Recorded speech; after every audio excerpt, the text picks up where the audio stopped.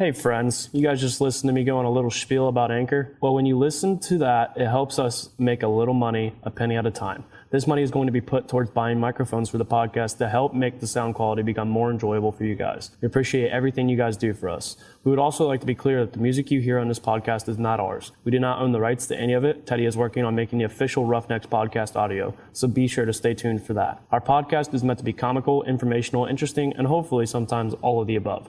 If anything we say offends you, just know it's not intentional. Hope you enjoyed this week's episode. But before we get into this week's episode, make sure you stop what you're doing. Go follow us on Instagram at Roughnecks Podcast. Share our episode using the hashtag Roughnecks Podcast. We are out on many platforms now, including Apple Podcasts, Spotify Podcasts, Google Podcasts, and many more.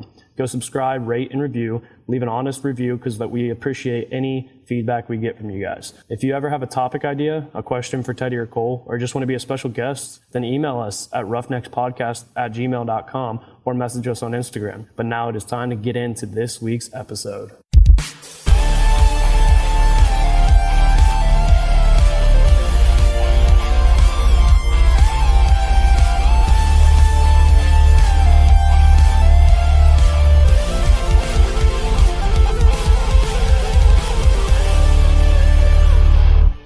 So we are back with another episode of the Roughnecks Podcast. We are back on Zoom again. Teddy is not with us, but we have another special guest joining us for episode 9. You can probably guess it's another Ohio Wesleyan football coach. Joining us today, we have Ohio Wesleyan defensive line coach Casey King. Welcome, Coach King. Hey, how are you, Cole? Thanks for having me, bud. Appreciate it. And imagine that Teddy's not here. Old two-stepping Teddy, stepping out of responsibility. You're actually the 6th coach from the staff, if you count Teddy and Max to join the show. So no pressure. All right. I feel honored. I appreciate you asking. It's only fitting that this episode is recorded on November 11th, which is Veterans Day. Happy Veterans Day to you, and thank you for your service. Thank you very much. Appreciate that, Cole. Let's just go with a little background on yourself, college, high school, and stuff like that. Yeah, I grew up in Toledo, Ohio. Coach Delaney, myself, rubbed elbows back in the day. Although his elbows are a little bit older than mine, but that's okay. So yeah, I grew up in Toledo. Went to high school there, Toledo Whitmer, and it's one of the largest public schools, I believe, still in Ohio. I graduated in 1988, and from there, back in the day, it was all about whatever sport you were playing was around the season of the year. So, it was football, baseball, basketball, hockey. Fell in love with hockey and football. So after graduating high school, I decided to give it a shot up at the next level and did a walk-on there at University of Toledo. And quickly realized that those are some big boys. Oh, yeah. So, that didn't last long, but I stayed in school there for a year, and then I realized that maybe I'm not quite yet ready for school. So from there, I took it upon myself and said, well, if I'm going to take a break from school, I want to do something that will still advance myself both physically and mentally, and make sure that I'm continually to move forward. So that's when I opted in and joined the United States Marine Corps in 1989, and I loved it. I would never, ever, give it a second guess. It gave me lifelong lessons, gave me lifelong friends. I am a firm believer that if somebody out of high school, if you're not set on, a trade or a schooling, I would highly encourage one of the branches of the service. It's a great avenue to go. And you're right. Today, November 11th, is a great day for all veterans. We tip our hat to all those great men and women who joined and served for this great nation. And, yesterday, November 10th, was the United States Marine Corps birthday. We celebrated 245 years. And here in Delaware, Ohio, we've got a group that started of about 10 Marines. And it was about 5 or 6 years ago we started. It's an annual tradition that everybody gets together on birthday and you cut cake. And it's a pretty good tradition that the first piece of cake goes to your guest of honor, whoever it is. Could be a dignitary, could be an officer, could be whomever. The second piece of cake goes to the oldest Marine Corps representative that day. So whoever the oldest Marine is in attendance. And what he does, he takes that cake and he passes it on to the youngest Marine in a tradition of we always take care of our own. So then the third piece of cake goes to the oldest. And, it's just a tradition of 245 years, one that we will never break. And it's a great way to get together with your buddies. And the older we get, the faster and tougher we were back in the day. So we continue to harp on that and just have a really good time. So, but getting back to myself, growing up in Toledo, then University of Toledo, then Marine Corps. I realized when I was in there that I wasn't cut out to do, a full 20, 25 years in the service. I realized that. I give my props to the ones who do, because that's something that's tough, and it's like people don't realize how tough that really is on people, and it's one of the most respectable things I feel is people who can basically make a career of it. Absolutely. Yeah, no, you're absolutely right. My heart goes out to all them, and you know what? Every branch needs those career guys. They're the ones that make us, what we are today as a great country.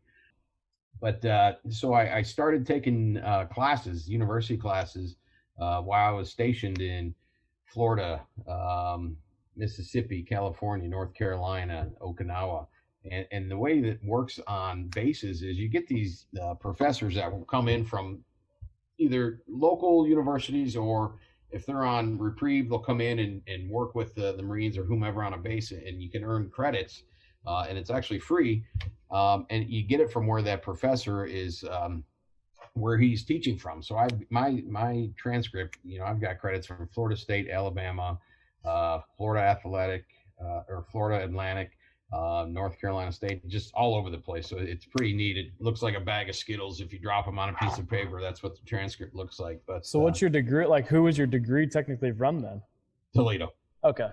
Yep. Came back to Toledo when I got out, and went back to there, finished up, knowing that, education is very important in today's environment. Granted, this was back in 92, 93, 94 when I finished up and went back. It's even more prevalent now.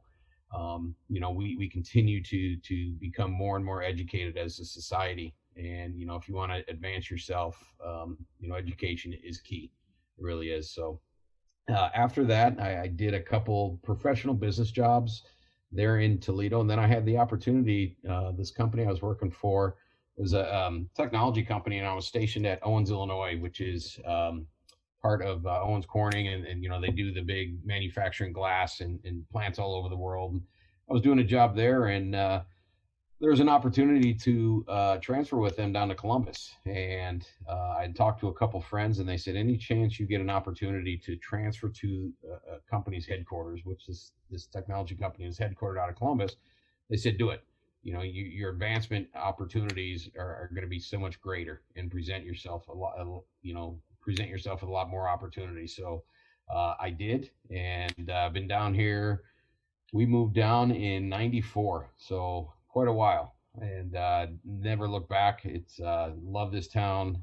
Moved to Columbus, stayed there for 2 years, then and been in Delaware ever since. And I tell you what, this town, you've been here for going on 4 years now.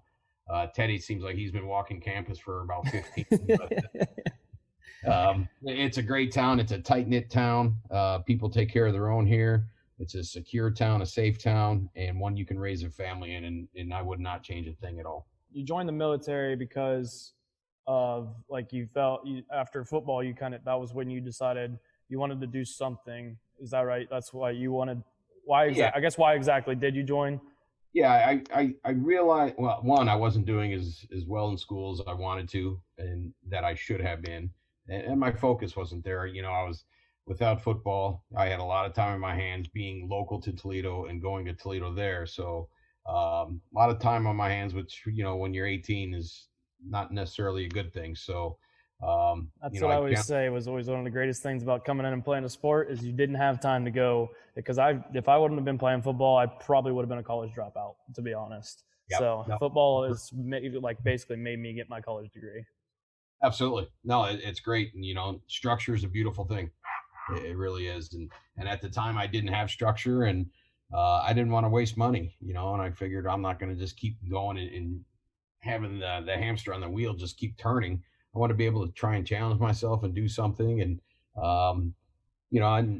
in having conversations with some friends and my father, knowing that I was going to go in the service, I wanted to step up and really challenge myself. And I respect every branch of the service, but at the time, I was like, I think Marines was the one that would challenge me the most. So went in, and I had an absolute blast in boot camp. I was going to ask, what's boot camp like?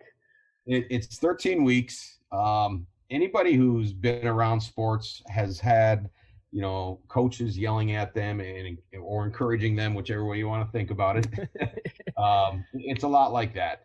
There's a lot of mind games because, the drill instructors, their purpose is to get you prepared, and it's prepare for battle. It's prepare for taking care of your brothers next to you on your left and right. There was no race in boot camp. They put us all as, we are one color. We are green. And that's what we were. We were Marine Corps green. And that taught us, I still maintain today in my life, I'm colorblind. I don't look at race. I look at people for their heart and, how good they are to themselves and to their family and to their friends. And that's how I rank people. So I learned that in the Marine Corps. It's not about race. It's, everybody has gone through issues. I've never walked in other people's shoes and they've never walked in mine. So I never judge anybody by the color of their skin or by their, religion. It's, it's what you have in your heart. That's how I base people. That's what the world needs to come to nowadays. I feel like it's a big thing and what's going on, but that's actually a great way to look at how to deal with those things. And if everybody could just do it that way, it'd be a lot better world. Yeah, you're absolutely right. And, I hope that we can get back to it. It's going to take a lot of give and take, but I hope we as a society can get back to that point. Absolutely.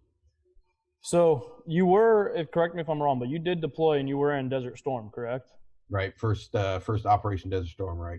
That's got to be, I don't even know how to explain that experience. Is that something you want to talk about? Or, you don't have to. Do you have any stories that you'd like to mention from that?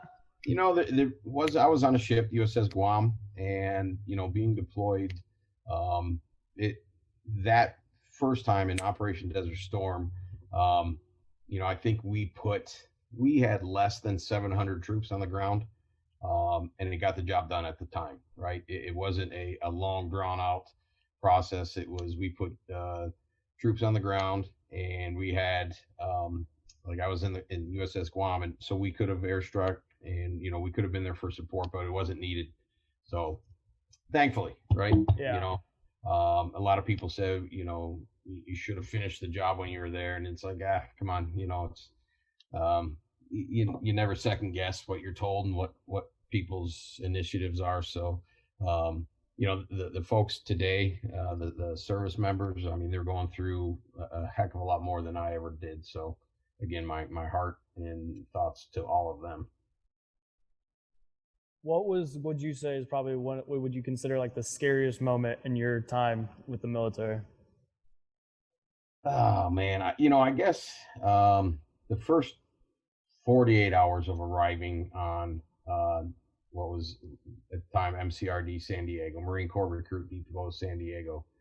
Growing up in Toledo, they have what they call MEP station. I forget what the acronym is, but you could either go to Cleveland and you would go down to South Carolina for boot camp, Parris Island, or you could go to Detroit MEP station and then go out to San Diego. And at the time, I'd never been to San Diego or California, so I was like, I'm going to go out there. That should be fun. Trying to convince myself that 13 weeks was going to be fun, but you're there and you don't know what to expect. So it's the unknown that gets you, right? Yeah. But then after a while, within the second, third day, and that's what they try and do. You regardless of what time you land in San Diego, they'll hold you at the airport or on the transportation bus even, and they want to bring everybody in at night just so they can disorient you and you're not seeing which way. It's just all part of the process. Yeah. They strip you down to your core, mentally, physically, and they build you back up. And I loved it. I absolutely loved it. But that first 48 hours, it was just the unknown, right? Yeah. So that was probably it. I never was in a position that, I had to look death in the eyes. Thank God, Yeah. Appreciate that. But so, but you being an athlete, that's the type of the uncomfort that you like, because there's something coming at the end of it, and if you keep yourself straight and square and you do your work, you're going to get through it. And a lot of things I learned, a lot of acronyms, a lot of phrases that I still use in my professional world today. One is the 7 P's for success, which is proper planning and preparation prevents piss poor performance. And it's all about the weight room. It's all about conditioning in the summer before you come on campus for fall. It's about me knowing who my customer is, knowing my customer, what their issues are, what their needs are, what their desires are, so I can deliver them a good, solid technical solution, right? So it's all that proper planning and preparation that goes into it, or else you're going to have piss poor performance. Nobody wants that. So Exactly. 7 P's of success that I still live by, and I learned it there in the core, and they really, I mean, it gets down to the minute details of having a little thread on your shirt collar or your blouse that they called Irish pennants, and they would just rip you up and down for having those. So you'll spend hours on end polishing your boots, getting your uniform ready, using little nail clippers to cut those little strings and pennants, and it drives you crazy, but it's for a purpose, right? The Marines are the best looking soldiers out there by far, and that's why we take care of our own, but we also take care of ourselves, and we prepare to be ready at all costs. So you've coached at a handful of schools, correct? I have, yeah. What all schools have you coached at? So started up at Toledo, and a couple of actually started at a grade school up in Toledo back in the early 90s, and realized that, you know what, I love coaching and I want to advance the career of it. So there I went from there to 2 high schools there. Transferred down. When I transferred down to my excuse me, my job, kids were getting a little bit older, so I had to take a little step away from it, but got back in and went back into the high school realm. Actually, I went into grade school. They needed a coach, and it was St. Mary's right down the road from Ohio Wesleyan. Started working with those guys, and then I went over to the city, helped them build out their program. Then I went to Buckeye Valley High School. I was there for several years, and then from there I transitioned over to Delaware Hayes, again a local Delaware school, and then working and getting to know Coach Watts and Coach Delaney and Coach Ward over the years. They said, hey, if the opportunity ever presents itself and if there's an opening you'd like to, let's talk. So we spoke 4 years ago, and there was an opportunity for me to come on and start working with the D-line, and I jumped all over it. And it's been great because I get the opportunity to work with an amazing staff who, these guys are just so knowledgeable about the game. It elevates my game because we always have to be learning everything we do. The minute we stop learning, we might as well just go lay down and go to sleep. So, I learn every day from working and being around those guys, but more importantly, I get to be around good, strong, fundamentally high character guys such as yourself and many others on the team. And that's the payback for me. That's what I enjoy. So would you say that you took some of the things from the military and instill it into like how you coach? Absolutely. When I was coaching high school, and we do the 2-a-days, I would look at it from almost a boot camp type approach. You have to not tear down the boys, but you strip them of all their bad habits and everything they've done in the past. If they put their hand on their hip in the 3-point stance, or if they were false stepping, right? So we would yell through that and rip them down to the core, and then build them back up properly, right? And we would work with them that way. So again, like I just talked about in boot camp, of being ripped down and tore down to the core, then being built back up the proper way, the Marine Corps way. That's what I would do. As long as the head football coach entrusted me to coach the defensive line, I knew he believed in my methods, and as a core, we believed in the overall defensive scheme.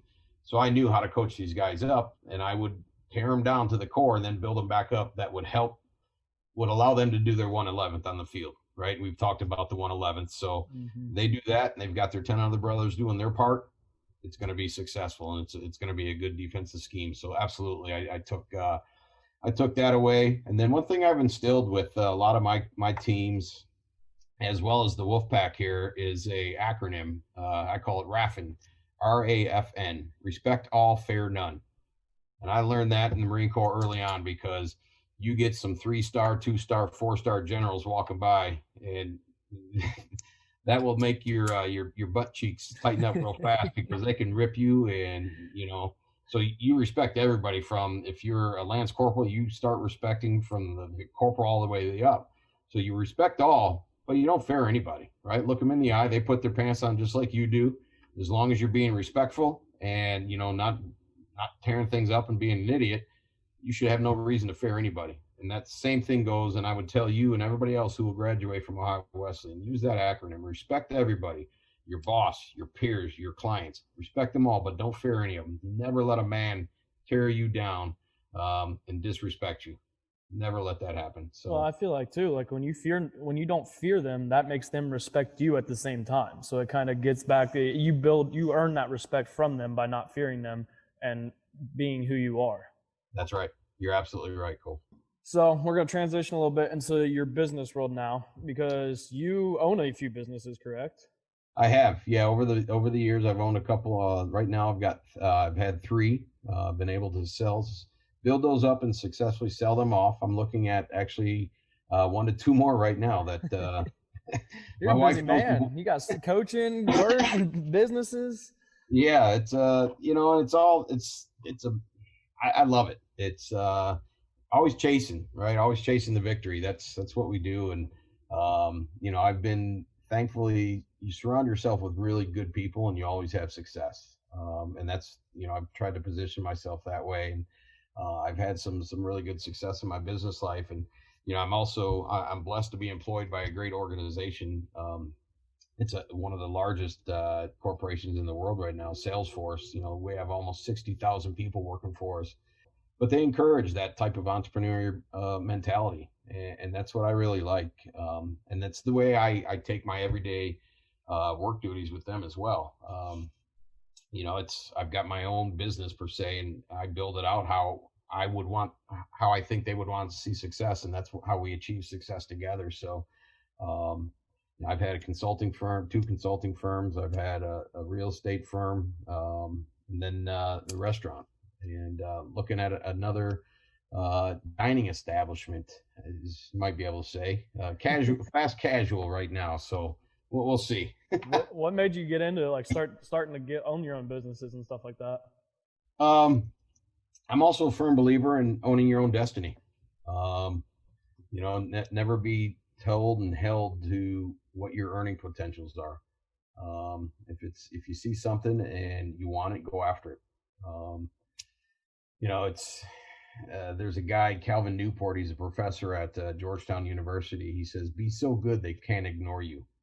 And what that allows you to do is it allows you to focus on you being the best that you can and not worry about what your competitors are doing, right? So as long as I get up every day, and I told you guys this a couple of years ago when we did Quiet Time, I get up every day and I make my bed. Guess what? I've got 1 victory on the day already. I've got 1 accomplishment already on the day. So, I take that mentality of, be so good that they can't ignore you. And it's constantly chasing the dream. And, money's fun to have. I enjoy it, but I also like the businesses I've had that have helped people. And, it hasn't always been about me and earning. It's what have I been able to help my accounts with, or, at the restaurant, when you have people come in and they have a great dining experience, that's very fulfilling. And, when you see people and they come back again and again and again, you're doing something right. And Exactly. it gives you a good feeling inside. Yeah. It's funny you bring up the Newport quote. I'm taking an entrepreneurship class right now, and that's one of the things that was brought up in that class. Speaking of which, would you recommend taking a class like entrepreneurship in college, even if you aren't a business major per se? I would, because you know what? There's a lot of businesses that get started outside of the business world, and I know that sounds convoluted, but take for instance, you get a scientist who's molecular, engineer, and he comes onto something, and he knows that he could really do something different in the world right now, and if he can't get that patent, or if he can't get somebody to give him that leg up to take that to the market, if he wants to start that himself, having that entrepreneurial background, and even if it is just a class or 2, at least he's got the foundation to begin and take it to the next step. And versus setting it over on the shelf, say, oh, hell, this is not going to go anywhere, and no, One of the things that we're always told is ideas are nothing without execution. Amen. You're absolutely right. Absolutely. So we started something last week with Coach O, actually. And it's actually convenient that we had 2 walk-ons back to back. And but we started something new, and what we like to call Motivation Monday, since our episodes are released every Monday morning at 10 a.m. So do you have anything for Motivation Monday, like that for our younger listeners, or maybe somebody who's just going through adversity or just needs that little step up on their Monday? Yeah, a couple of the things that I said, the 7 P's for success and the respect all, fear none. The Kelvin Newport quote, it's all about believing in yourself. Never let anybody hold you down. Sun Tzu, The Art of War, right? It's a great book. Victorious warriors win first and then go to war, while defeated warriors go to war first and then seek to win. And basically, if you boil that down and peel the layer back of the onion, it's prepare. Don't just come into a situation, whether it be school or work or an interview, and expect to be given anything. You have to prepare. You have to take the time. You have to get to know the company you're going to interview with. Who's their competition? What's their competition doing better than them? You have to really prepare. And motivation, it's all about being prepared and preparing yourself for success. Right now we're in a really rough time with a lot of people, with the pandemic and the whole election crisis and the rioting. We hit upon it a few minutes ago. Hopefully our society comes back to it, but you know what? Tough times never last, but tough people do. So be tough, work through it, prepare, and have those 7 P's, man. Proper planning and preparation prevents piss poor performance. It's kind of crazy because, like, you look at it's almost become like the theme of this podcast, because every guest that we brought on, like, we had Owen, who was told no at Kent State and told no at Ohio State, and then still ended up walking on at Ohio State. Max tore his hip labrum not once but twice, but now he's got himself a student coaching job where he's almost giving himself a year worth of GA. And then we had Chris Bonner, who thought he had cancer and dealt with an injury, lost his senior year, and even Teddy, who dealt with his injuries, and now he's a coach for us. It's something that, like, anyone listening needs to, like, understand. Like, you might be going through struggles, but as long as you believe in yourself, like you said, and, like, push yourself to be better, there's something on the other side of it. And as long as you keep going, like, there's a future and there's something that's going to happen good if you keep pushing yourself. It's weird because, like, every guest, it seems like they fall into that kind of thing, like that theme. And just, like, we have the Roughnecks name, but, like, it sounds harsh, but really most of our episodes are kind of like that whole believing in yourself and pushing to be better. It's crazy. But one thing I prepared, and it's a saying that we have in the Marine Corps, and it's pain is weakness leaving the body. Right? It sounds like something Coach D would say all the time. Pain is weakness leaving the body. And the question isn't how much more you can take, but how much more you can give. Just when you're ready to quit, your mind says push harder. You listen, sensing an inner strength that wasn't there before, and suddenly you discovered you no longer feel the pain. It's just working through the pain, man. It's getting better. I like that. And with that, that's a wrap on episode 9 of the Roughnecks Podcast. Thank you very much, Coach King, for joining us. You bet, Cole. Thanks for having me, bud. I appreciate it, my friend. And once again, thank you for your service. Always. My pleasure and honor to serve this great country. As always, make sure you hit that subscribe button so you don't miss any of our future episodes. Go give us a follow on Instagram at Roughnecks Podcast. Tune in next week as we might guess have another Ohio Wesleyan football coach who spent some time playing football at Kent State. But for now, Roughnecks out.